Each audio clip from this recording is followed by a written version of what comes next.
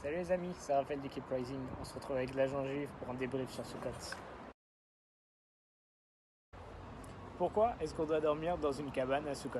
C'est une excellente question. À quoi ça rime? Pourquoi est-ce que tu vas t'embêter à dormir dans une cabane un jour de fête?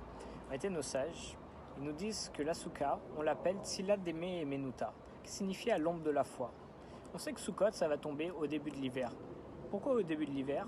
Parce que c'est censé représenter les nuits ardentes qui nous accompagnaient dans le désert pour nous protéger de tous les dangers.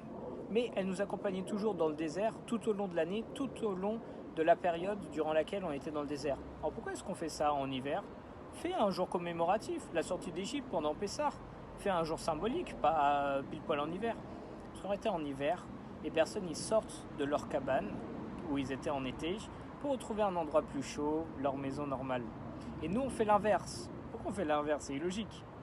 En réalité, on fait l'inverse pour montrer notre foi en Kadosh Baruch Hu. On lui dit, regarde, on est en plein hiver, on va quand même aller dans la cabane pour montrer qu'on a confiance en toi. Tout comme tu nous as protégés avec les nuées dans le désert, tu nous protégeras même là, dans les cabanes, au début de l'hiver.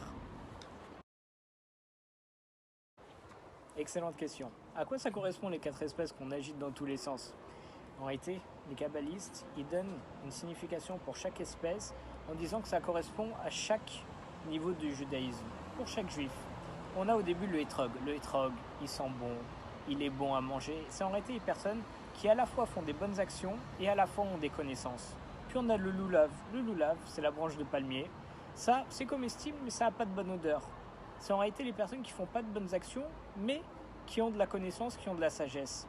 Puis on a le hadas, la feuille de myrte. Ça a une bonne odeur, mais ça n'a pas de goût. Donc à quoi ça correspond? C'est aux personnes qui font des bonnes actions, mais qui n'ont pas beaucoup de sagesse, pas beaucoup de connaissances. Et enfin, malheureusement, il y a la harava, c'est la feuille de saule. Ça n'a ni bonne odeur, ni un bon goût. Ce qui fait qu'en réalité, ça représente les juifs qui ni font des bonnes actions pour la Torah, ni ont des connaissances de la Torah. Mais tout ça, ils sont tous réunis ensemble à Sukkot, dans les 4 points cardinaux dans lesquels on les agite, plus en haut, plus en bas. Et ce qui est important, c'est qu'ils soient tous ensemble durant la fête.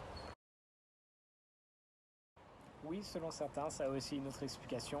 Le Sefer HaBahir, qui est un livre kabbalistique qui a été écrit il y a près de 2000 ans, il nous dit qu'en réalité, ça correspond à l'homme.